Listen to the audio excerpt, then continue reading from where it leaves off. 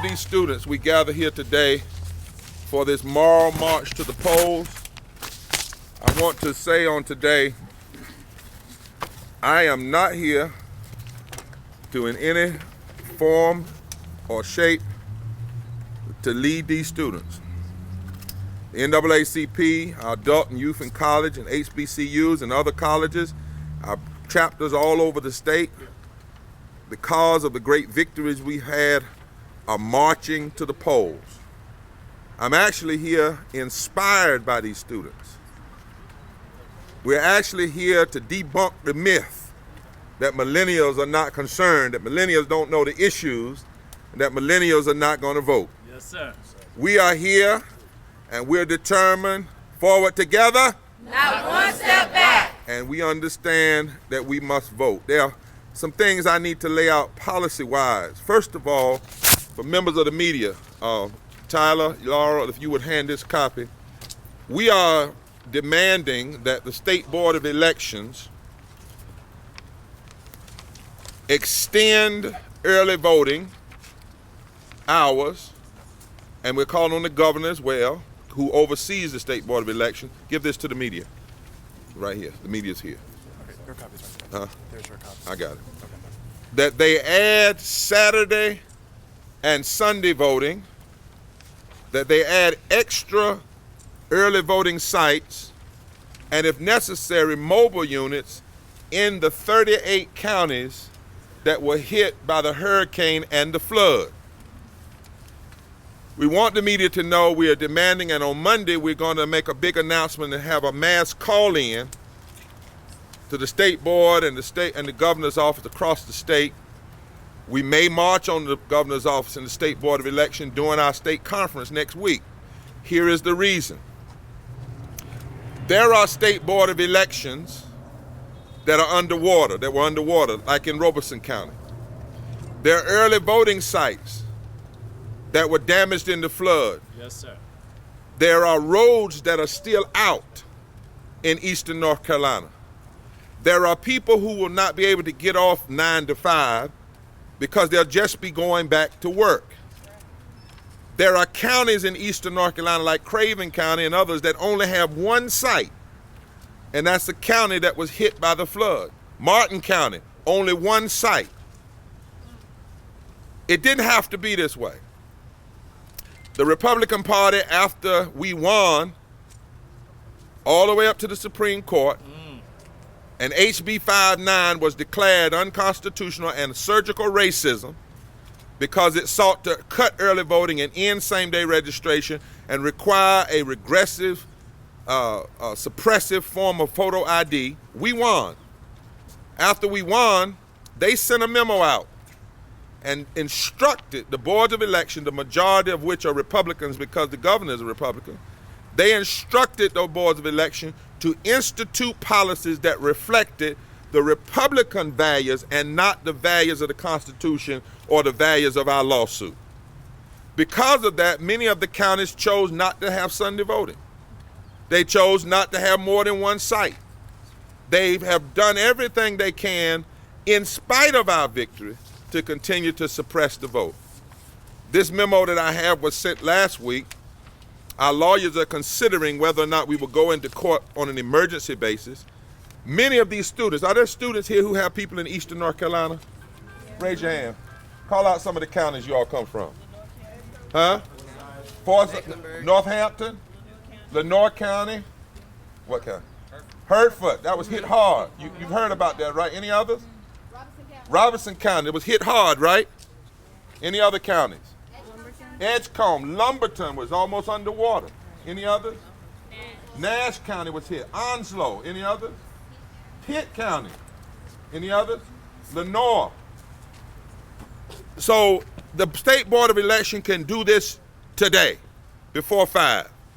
They could order it. When this governor and this legislature wanted to pass a regressive HB2 law to attack the LGBT community, to keep municipals like Greensboro from raising a living wage, and to deny employment discrimination the ability to file employment discrimination cases in state court, from even heterosexuals, they had an emergency session. They had an emergency session. They could have an emergency session right now to fix this problem. The governor could sign an executive order right now before 5 o'clock. I raised the question that the judge raised in the federal court that gave us the victory. Why is it that there are people in North Carolina who do not want people to vote? And we say this from a nonpartisan perspective. We're not saying just open those early voting sites and extend it to Saturday and Sunday just for Democrats or independents or African Americans. Open them for everybody. There are more than 1.7 million people on federal assistance in eastern North Carolina that have been hit by those floods. So we're demanding that the State Board of Election and the governor do right by the people of North Carolina and make sure people can vote and let who controls and runs our democracy be decided at the ballot box. Yes, sir. And we are tired of the very ones that have tried to suppress the vote, who have lied about fraud, to then suggest at the top of their presidential ticket that somebody's rigging the election. In psychology, that's called projection. Students, some of y'all study psychology. You know what I'm talking about. You know some people that do that you don't. They're wrong and you tell them they're wrong, and then they turn around and blame you for the very things that they've been doing. That's called projection. If there's any rigging, it is not African Americans showing up unregistered, undocumented people and somehow voting in an election. That's not the rigging. The real rigging is the attempt to suppress the vote. That's the real issue. And we are standing and demanding, and we may be back in court. We may have to march on the State Board of Election as well as to the ballot box. So that's the first thing. Number two, we are here today to say we better vote because your vote counts.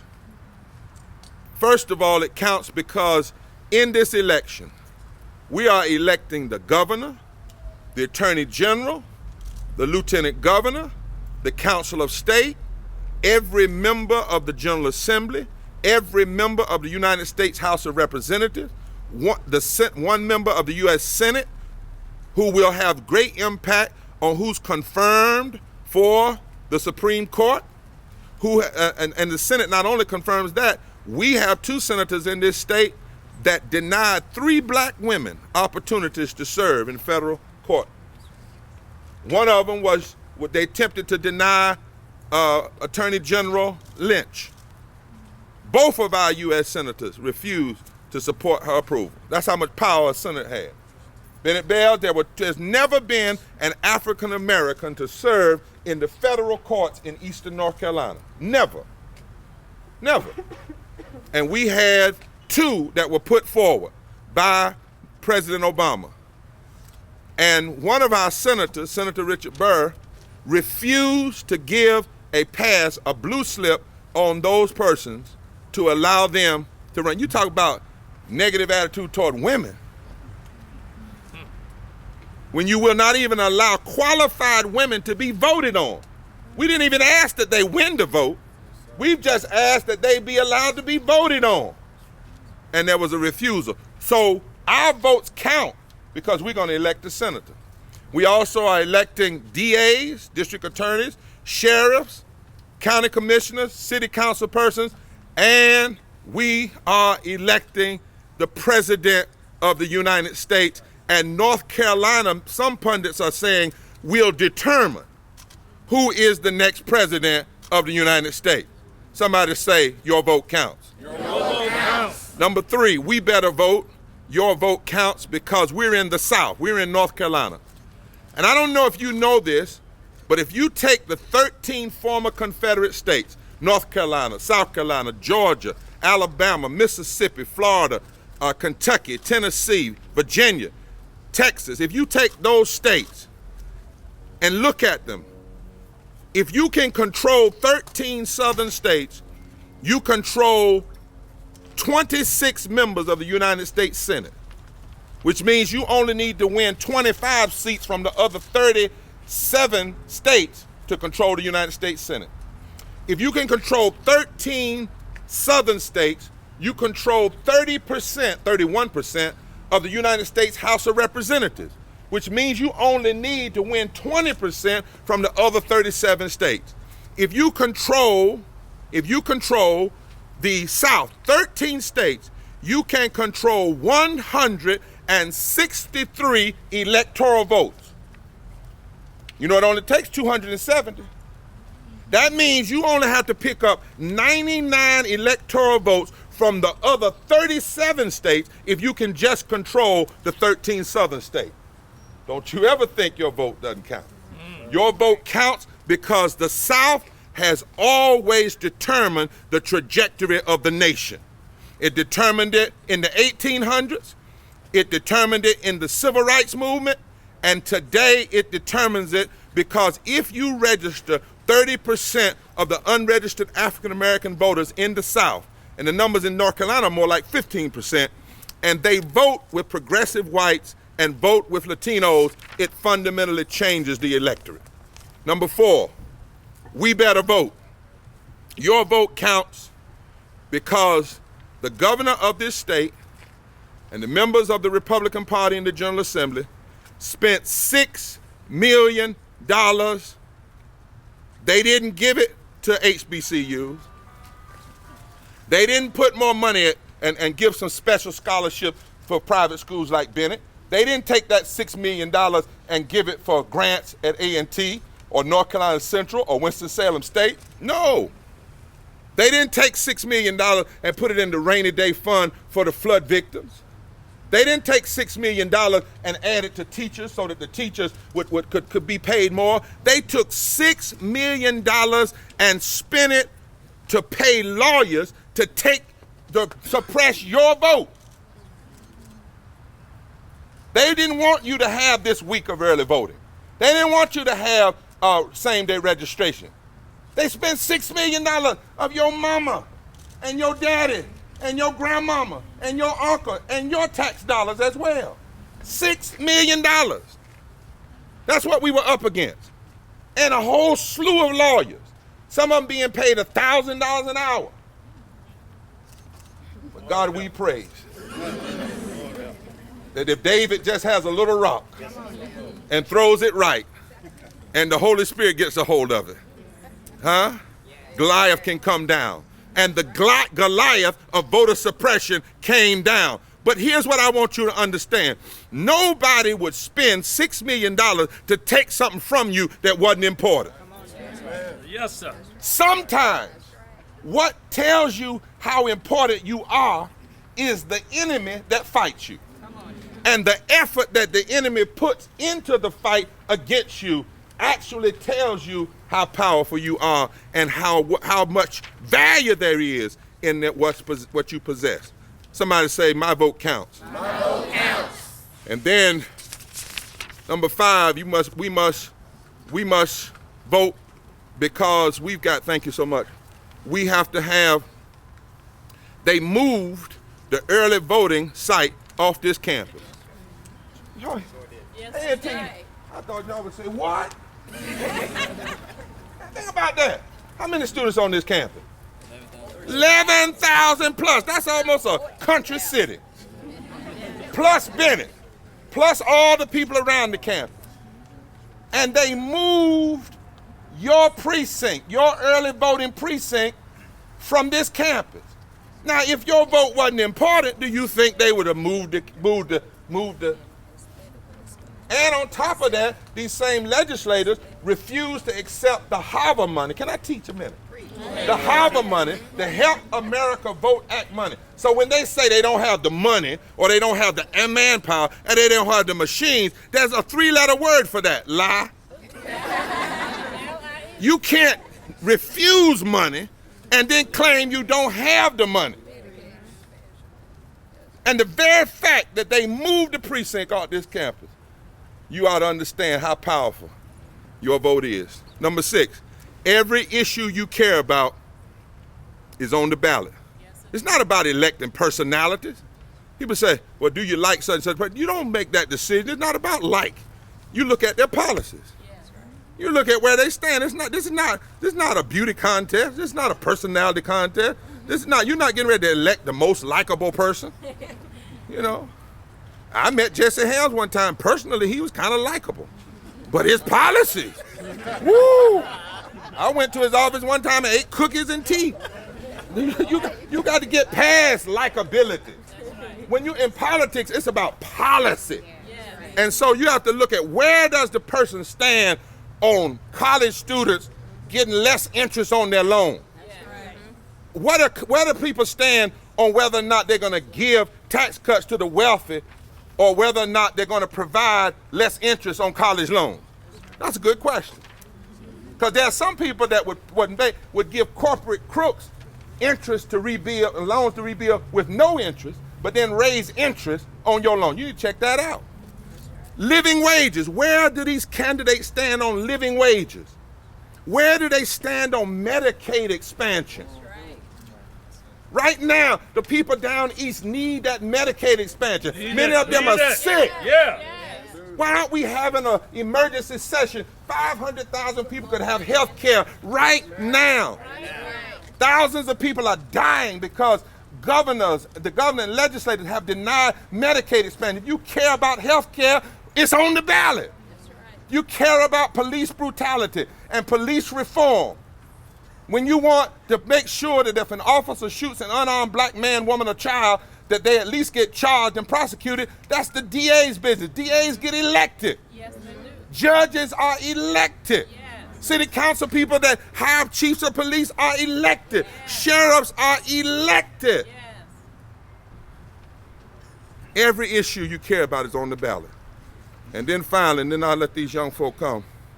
Your votes count, because I will refuse to say that something our foremothers and fathers died for isn't worth anything. That's right. Amen. You just, to me, when you mess with the vote, it's like going down to my grandmama's grave, digging her grave up, opening up her casket, throwing the bones out and desecrating her. That's why people shed blood for this. Aggies and Bales sat down at lunch counter, but they didn't stop with the lunch counter. That was just 1960. 1964, those same Bales and those same Aggies led Freedom Summer. They wanted not only to sit down at a counter, they wanted the right to exercise. And here's the thing, and I'm through. Here's the thing. When they fought for the right to vote, they knew if they wanted, they still wouldn't be able to vote. Because most of the young folk that fought, they were 18. They were 19. Ask Nelson and his wife, they were there. They were 18, 19, 20. They were fighting for their mamas and their daddies to be able to vote. Young people didn't get the right to vote 18 years old until the 1970s.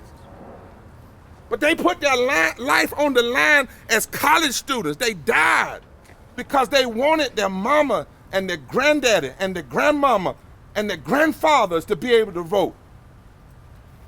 And nobody's going to come along and suggest now that we're not going to vote.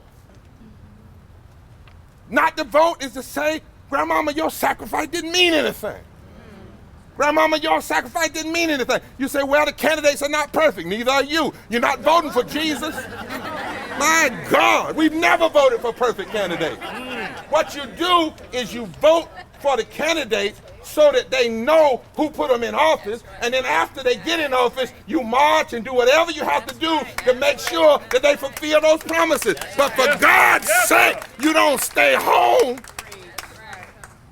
Not after the fact that every one of you, just like me when I went to college, you did not get here because you were all that and a bag of chips. Every step you take on this campus, at Bennett's campus and Winston-Salem State's campus, or UNC or Duke or Central, you step in blood.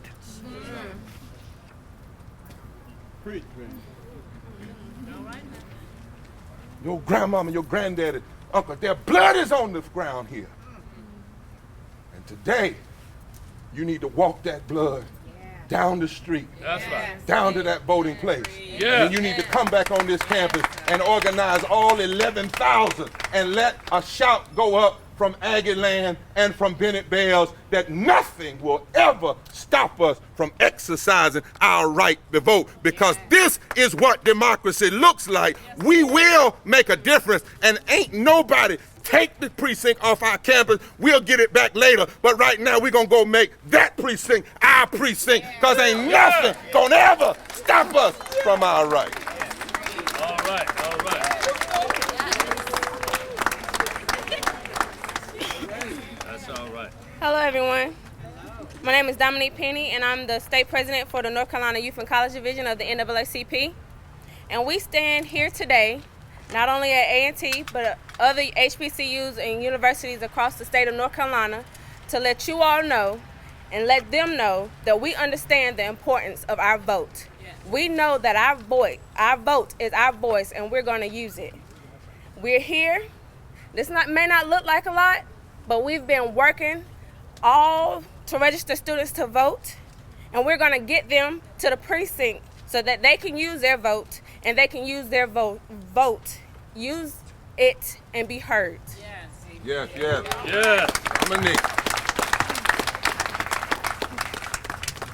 Hello, everyone. My name is Yannick Barclay. I am the Student Government Association president at Bennett College. Yeah. And we are representing here today because we want to let everyone know that at a time like this, where our lives are being taken for granted and they're showing us that our lives don't count, we want to let them know that we do count through our voices, through our rights. So we're going to go out in numbers. We have plenty of us, and take our voices back from whoever's trying to take it away from us. Thank you. Yeah. Hello, everybody. My name is Sabrina Simpson. I am Bennett College's NAACP president. And we are here today because we need to invest in our generation's future. By voting, we are taking control of who we have in office and who dictates our lives. Yeah. President. Good morning, everyone. Good morning. Good morning. I am Jordan Alexander Green, a senior accounting student representing the Raleigh, capital city of Raleigh, North Carolina. And I stand before you today as the SGA president for North Carolina A&T State University. I think my fellow colleagues mentioned everything that we need to mention. However, we are here today not only for a purpose, but we are here to educate our right to vote. Yes. We are here to make sure that our voices are heard. Yes, sir. I stand not as the SGA president, but as an individual who cares about every single body in our community and every single body that's in our university. We're going to make the right to vote. We're not going to stop today. We're going to continue to educate these students. So not that make sure that this election is important, but elections in the future are important. That's right. So with that being said, let's make our right to vote, and let's march on down to the precinct that we're supposed to be at. Yeah. Mr. NT. Yes, sir. Good morning. My name is Malcolm Xavier Hodge, and I'm the chapter president here of the Alpha Phi Alpha Fraternity Incorporated here on A&T's campus. A lot of people are saying that our students, we don't care. A lot of people are saying that we don't listen. I get called the word disobedient. Like he said earlier, there's blood on these streets here on A&T's campus, and we plan to use these blood, and we're going to walk downtown and we're going to vote. Our national program says that a voteless people is a hopeless people. That's right. We will be here, and we're going to continue to be here. Thank you. Yes, sir. Yes, sir. Great evening. I'm Kanai Bynum. I'm the president of Conscious Connection. I'm here to something short and simple. We built this country, so we might as well keep building it for our people. Yeah, Doc. Yes, sir. Yes, sir. Good evening, everyone. I am Jeffron Smalls, Mr. North Carolina Agricultural and Technical State University. And I stand in front of you all today because our votes count. Yes, sir. Everybody here today, we came here to make a difference. We're going to walk to the poll, and we're going to go to the precinct, and we're going to vote for what's right. Yes. All right. Alum. My name is Nelson Johnson. I'm a native of Halifax County. I am a pastor. I am a NAACP member. I'm a member of the Beloved Community Center. but I'm proud to be here with all of these Bennett Bells and Aggies, and I bring you greetings from the student government class of 1969, and I'm urging all Aggies all over the land, your cousins, your daughters, your friends, let's all vote and make this nation what it ought to be. Aggie pride! Good afternoon. I'm Gladys Ash Robinson, class of 1971 for Bennett College. Bennett bells are voting bells. Bennett bells, they were in the 60s when I was at Bennett, and they continue to be. And my Bennett sisters and my Aggie sisters and brothers will be at the polls. It is so important. And thank God they remember it. And thank God they realize, and they'll be at the polls. So y'all get ready. Here we go. Bennett bells are voting bells. Yeah. Dr. T. Anthony Spearman, come up, our third vice president. Our state political action president is a professor here at A&T. Come up, Derek, and if you have a quick word on camera, and then we're going to take questions from the media. Do we have any other presidents of organizations? Right here. Where? Which one? Okay, come on up. All right, go ahead, Doc. Good afternoon, everybody. Good afternoon. I'm glad to be here standing with the Reverend Dr. William Barber and all of these other famous Aggies and famous Bennett Bells. And I'm glad to be standing next to one of the Omega men of the Aggies of the A&T University. That's right. And I want him to say a few words on behalf of the Omegas. That's right, that's right. Say it, Doc. Okay. So, my name is Christian Cornegie White, and I'm the president of the Mu Psi chapter of Omega Psi Phi Fraternity Incorporated here at North Carolina A&T State University. So, really big on political action, and I think that this is perfect for us. This is perfect for our campus. This is a time that is really needed. And I believe that everybody is ready to march and ready to cast our votes. As we have all said, as we have all heard, there are certain people that are trying to take our voice away. So we want to make sure that we tell them that they can't have our voice today when we march to these polls. Yeah, yes, sir. All right. And the Omegas are leading the way along with the other Divine Nine representatives on A&T University's campus, and we are going to make our way to the polls from yesterday until November 5th, and we're going to bust them open on November 8th. Right. And we're going to make our voices heard, and we're going to cast our ballots and make our voices known that we are in the running for this voting year. That's right. We are in the running for making our voices heard. Yes, sir. In North Carolina. Yes, sir. Yes, sir.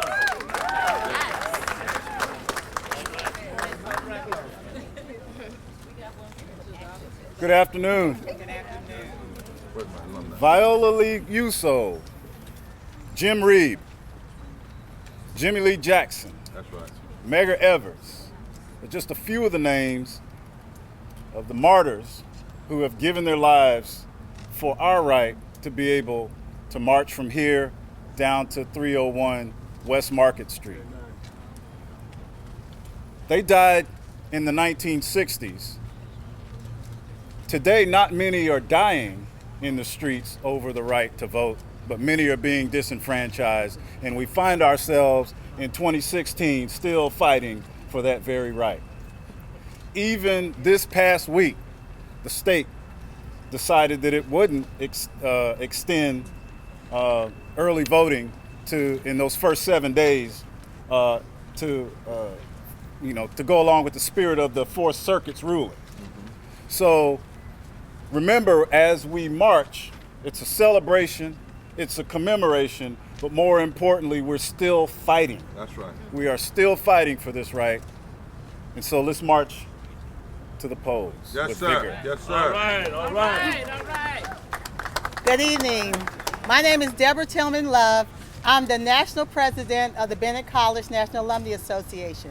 But I'm also a mother of two Aggies. So Bells and Aggies have worked together for many, many years. Yes. And now it's the time for us to continue to unite as brothers and sisters as we go to the polls. I'm also representing by sorority Alpha Kappa Alpha, where HBCUs matter, social justice, voting matter, and we are here to unite with the Divine Nine and the HBCUs and all the schools in North Carolina to get out and vote. I challenge my Bennett sisters throughout the state, throughout the country, and all Aggies. So like homecoming next week at A&T, let everybody get out and vote. All right. Thank you. Thank you. Good evening, brothers and sisters. I'm Joyce Johnson. I'm a member of the State Executive Committee of the NAACP. I'm also the beloved Community Center and many other organizations that you too are a part of. I'm mainly here today in two capacities. As a retired faculty member from this illustrious university, to come to you to say, we are going to have Greensboro voting voices. That's who you are. You see others of us around with these yellow t-shirts.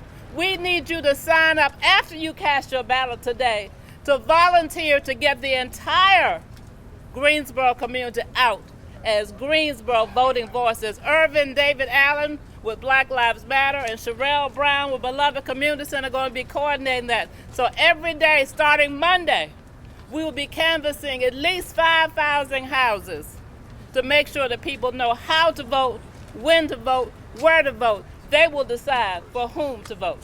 Thank you. All right. All right, brothers and sisters, we almost ready. One other thing for the media, we did have a victory this week you need to know about because there's shenanigans going on. That's why we have about 2,000 people we've organized to help be at the polls and 1,200 churches and mosques and temples and 48,000 people that we have signed up as faithful voters.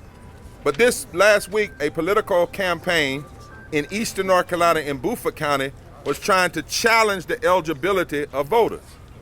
And one of those voters was 100 years old, and she had been voting. And they were trying to intimidate her. We filed a complaint with the State Board of Election, and in fact, what happened was they backed off. But they tried it, that's the point. They tried it. They tried it. So we are having to be vigilant. We have a bank of lawyers. Now we need everybody here. How many folk, because I'm not that techie, so how many folk use, what's it called, Periscope? Is that one? What's the modern stuff? Facebook? Snap who?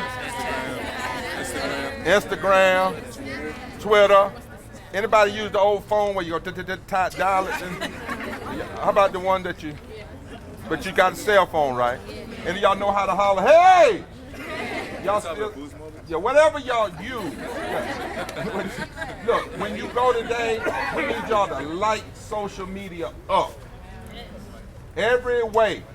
We've shown that when an incident happens, we can organize, mobilize thousands of people in the street. Now we must show when it's time to judge the people that impact our lives, we can mobilize thousands and literally millions at the polls. They tried to take this early voting first week, you have it. You don't have to be registered. You can register and vote the same day. You don't have to have a photo ID. We have done everything we can now. Now it's our time to use what we've won. You all agree? Yes! Keep on walking, keep on talking, marching up to cast our vote. And gonna let nobody turn me around. No! Turn me around. No! Turn me around. Ain't gonna let nobody turn me around. Keep on walking, keep on talking, marching